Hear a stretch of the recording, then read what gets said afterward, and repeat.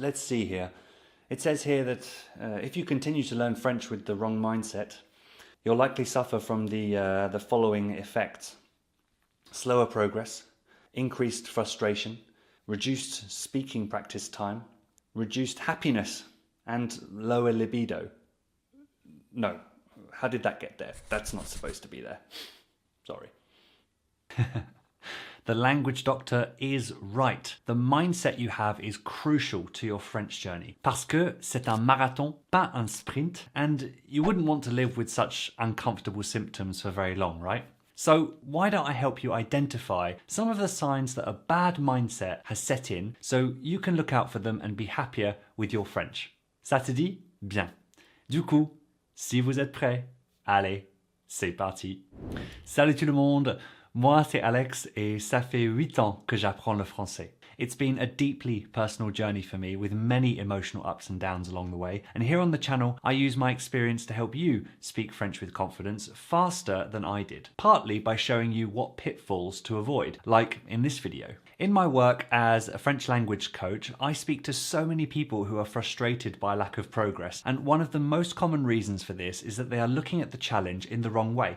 Their mindset isn't right. So today we're looking at 4 of what could be a list of over 10 things that people commonly do that prevent them from making more progress in French. Alors, the first sign that you have the wrong mindset for French, which is therefore slowing you down, is a tendency to say, I can't, or je peux pas, more often than to ask yourself, how can I, or comment puis-je?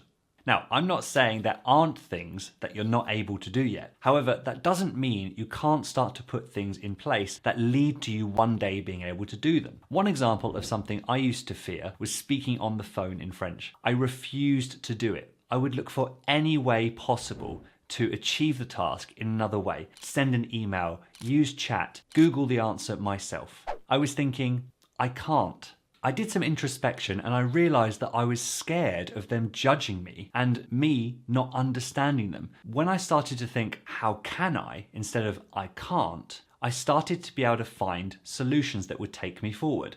I decided I could be extra polite in the beginning of the phone call and ask for confirmation of what they'd said along the way. This took me a few steps forward and made for a less stressful experience overall. So bit by bit, the idea of using the phone in French got easier.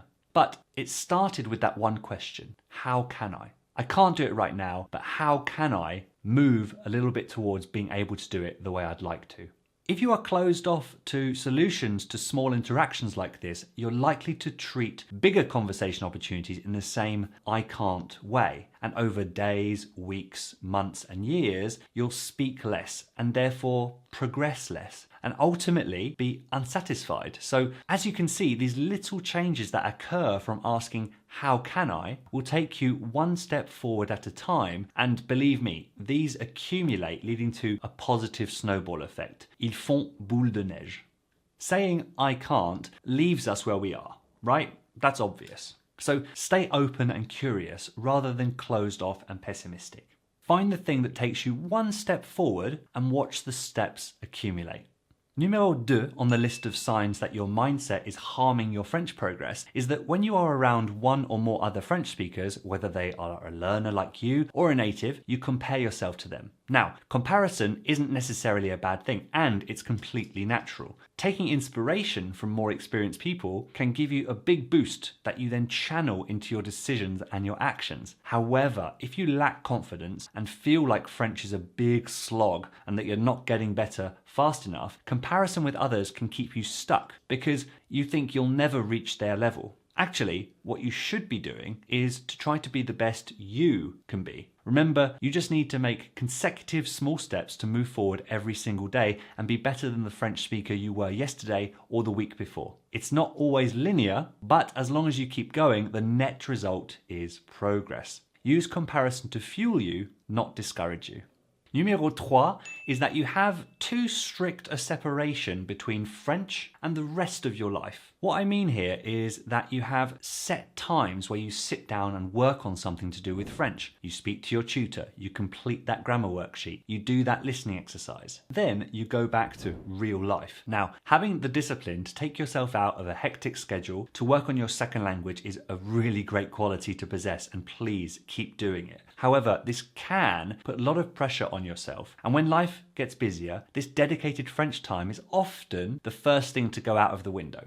The more you weave French into your habitual activities that you already do in your real life, washing up, showering, having a coffee with a French friend, when you're in bed letting thoughts roam around your head, when you're Googling things, whatever it is, the more natural it is for you to use French, the less likely it is that you'll miss out on practice when life throws you a curveball, because you're already busy sprinkling it in here and there throughout your day. So don't make the mistake of only thinking about it as French and real life. Numéro 4 is that you're going into all your interactions with the same criteria for critiquing or judging your performance. I'm doing this a lot in this video, aren't I?